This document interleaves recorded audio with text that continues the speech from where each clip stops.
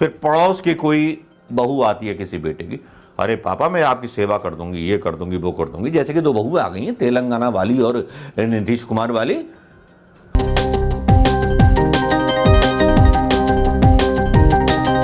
दोस्तों नमस्कार। आज प्रधानमंत्री मोदी की बारी थी जब संसद में वो आए, बड़े मुस्कुराते खिलखिलाते, क्योंकि उनको संरक्षण प्राप्त था हमारे स्पीकर साहब का। जो स्पीकर साहब किसी और को संरक्षण नहीं देते, विपक्ष पर तो वो पाबंदियां लगाते हैं, लेकिन प्रधानमंत्री मोदी जी की किसी जुबान पर और किसी बेलगाम आरोप पर कभी भी बात नहीं करते। आज प्रधानमंत्री मोदी जी का जो भाषण था, आज उसका विश्लेषण हम करेंगे एक रूप में। प्रधानमंत्री बड़ी अदा के साथ बोलने आए और बहुत अदा के साथ बोले, और हम भी देख रहे थे कि प्रधानमंत्री मोदी जी क्या बोलते हैं। प्रधानमंत्री मोदी जी ने 1 घंटा तो अपनी जो पुरानी कॉपी पेस्ट स्पीचें थी, चुनावों में बोली या पहली बार संसद में बोली होंगी या वहां बोली होंगी, वो की। उसके बाद जो भक्त थे वो सोच रहे थे कांग्रेस की पिलाई कब होगी, तो मोदी जी आ गए एक ट्रोल रूप में। मोदी जी ऐसे ट्रोल रूप में आए कि उन्होंने राहुल गांधी को बच्चा बोल दिया। कि बच्चा कितने नंबर लेके आया, कि 99।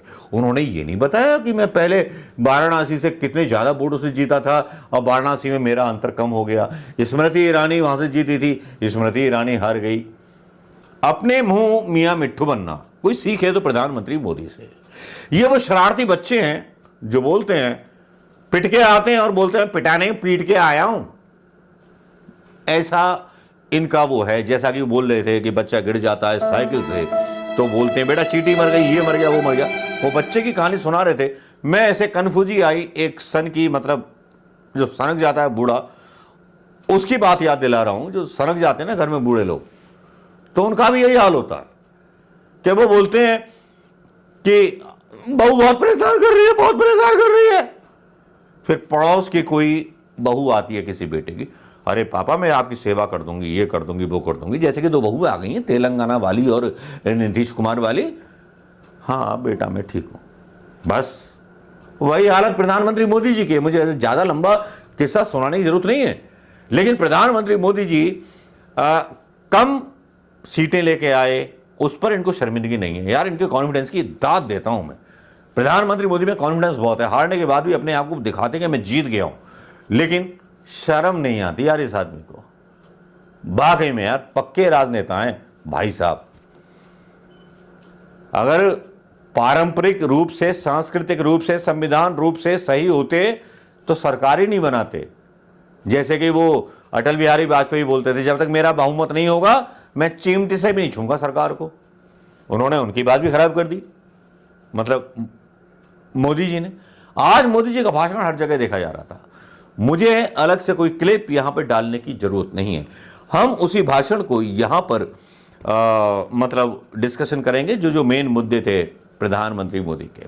प्रधानमंत्री मोदी पहले तो मैंने बताया कि मिनट निकाल दिए और उसके बाद कांग्रेस पर आ गए, और फिर जो था वो बीजेपी की जीत गिनाने लगे कि बीजेपी 4 राज्यों में जीती है, कांग्रेस इतने राज्यों में हारी है, कांग्रेस इतने राज्यों में खाता नहीं खोल पाई। मुझे लग रहा था कि संसद भवन को प्रधानमंत्री मोदी जी ने बीजेपी का कार्यालय बना दिया है। और हमारे जो थे बिरला साहब, बस दांत ही दिख रहे थे उनके, बाकी सब दिख रहा था, मुस्कुराते रहे। लेकिन मेन मुद्दे की बात उन्होंने नहीं की। मेन मुद्दे की बात फिर वो हिंदुत्व पे आ गए कि राहुल गांधी ने हिंदुओं के लिए बोला शताब्दियों तक ये याद रखा जाएगा, वो रखा जाएगा। अरे भैया प्रधानमंत्री मोदी जी, राहुल गांधी के जो बोले वर्ड थे, जिसमें उन्होंने बोला था आपको कि आप हिंदू हो ही नहीं सकते, आप हिंसा करते हो और बीजेपी वाले ये काम फैलाते हैं, आपने वो एक्सपॉन्स करा दिए संसद में। तो आपको इस पर बोलने की जरूरत क्या थी? और स्पीकर बिरला साहब, आपने उन्हें बोलने क्यों दिया इस बात पर? लेकिन चलिए बोल गए तो अच्छी बात है, राहुल गांधी का ही फायदा कर गए आप, क्योंकि आपकी पोल हाथरस वाली दुर्घटना पर खुल गई। अब आते हैं प्रधानमंत्री मोदी जी अग्निवीर पर। अग्निवीर पर बोलने लगे, हम जो है अग्निवीर का ताकतवर सेना बना रहे हैं। ताकतवर सेना क्या बना रहे हो? 3 महीने की ट्रेनिंग में आप अपना सैनिक भेज रहे हो। 5 साल की ट्रेनिंग लेकर के आता है चीन का और रूस का, उसके बाद उसको अग्निवीर बनाया जाता है। आप हवाला दे रहे थे राजनाथ सिंह के हवाले से कि 158 लोगों से राय ली गई। आप चाइना, रूस और जो अमेरिका है वो विकसित मॉडल है और हिंदुस्तान जो है अभी अविकसित मॉडल है। सेना के लोगों को पता है कितना पैसा दिया जाता है मोदी जी यहां अग्निवीर जैसी नौकरी करने के लिए? पता है इतना पैसा दिया जाता है कि रिटायरमेंट 4 साल में हो जाता है, तो वो टूरिज्म करने के लिए भारत आ जाते हैं और देशों में घूमते हैं। क्या आपको पता है अल्प बुद्धि ज्ञान और अल्प ज्ञान लेके घूमना और प्रधानमंत्री बन जाना बहुत आसान होता है। नीतियां बनाकर के जो आपके अफसर देते हैं आपको और जिस तरह की चीजें देते हैं, बहुत सारे सेना नायक चौंक गए थे जब आप अग्निवीर लेके आए। किसी सेना के आदमी की आपने रानी ली और आज आप बयान दे रहे हो मैं मौजूद बनाना चाह रहा हूं। अरे काहे मौजूद बना दिया आपने? जो बजट दिया है उसमें रक्षा का जो बजट होता है वो हमेशा कम किया है आपने। कहो तो डिटेल वीडियो बना देता हूं या ध्रुव राठी को बोल देता हूं वो कर लेगा ये काम। आपने रक्षा मंत्रालय का बजट हर बार कम किया है मोदी जी। अब आप एनईटी पर आ गए। हमारे यहां छापा मार रहे हैं सब लोग और हम कर लेंगे सब ठीक। छापा मार रहे हो तो उस आदमी पे डालो ना, जोशी पे, जिसने ओम बिरला की बेटी को सिलेक्शन करा दिया था एमबीबीएस में, यूपीएससी में, सब जगह। तो छापा जिस पे मारना चाहिए अभी तक तो वो आया ही नहीं है मोदी जी, और आप तन करके बोल रहे हो बालक है, बालक है, बालक नहीं है वो। उसने तुम्हें मजबूर कर दिया अपनी पिच पर खेलने के लिए और आप हिंदुत्व पर बोलते हुए बहुत बेकार लगते हो, क्योंकि जो एनईटी के 24 लाख छात्र हैं उनमें से भी हिंदू लोग हैं। जो यूपीएससी में और जो सारे पेपर लीक हो रहे हैं उसमें बहुसंख्यक ही हैं मोदी जी। ये बात समझिए। समझ में ना आए तो भागवत जी के यहां जाकर के उनके मंदिर का घंटा हिला दीजिए, क्योंकि घंटा हिलाने का बहुत शौक है आपको। घंटा हिलता रहता है आपके यहां।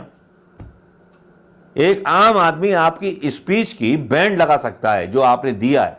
संसद में आपने हिंदुस्तान की जनता के लिए कुछ नहीं बोला, फ्यूचर की योजनाएं नहीं बताई कि कैसे हम जॉब क्रिएट करेंगे। आप बोल रहे हैं पिछले 18 साल से, मतलब 10 साल अपने जोड़ लिए और 8 साल मनमोहन सिंह सरकार के भी जोड़ लिए, जॉब क्रिएशन हुआ है। भैया मजाक बना रखा है क्या?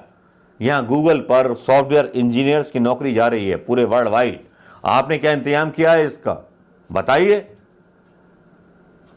मोदी जी जो हैं गाल बजाने में माहिर हैं, देश चलाने में माहिर नहीं है। देश को छोड़ देते हैं नौकरशाहों के हवाले।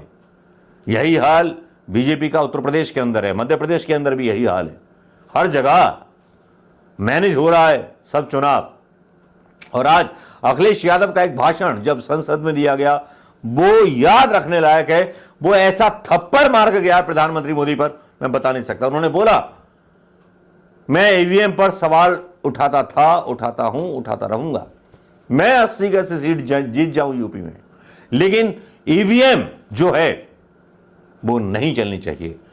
अखिलेश यादव का यह बयान शायद मीडिया ने नहीं दिखाया होगा, इस पर बहस भी नहीं चलाई गई होगी, लेकिन अखिलेश ने एक तरह से मोदी जी की कामयाबी पर एक थप्पड़ तो मार दिया है। नमस्कार, जय हिंद दोस्तों।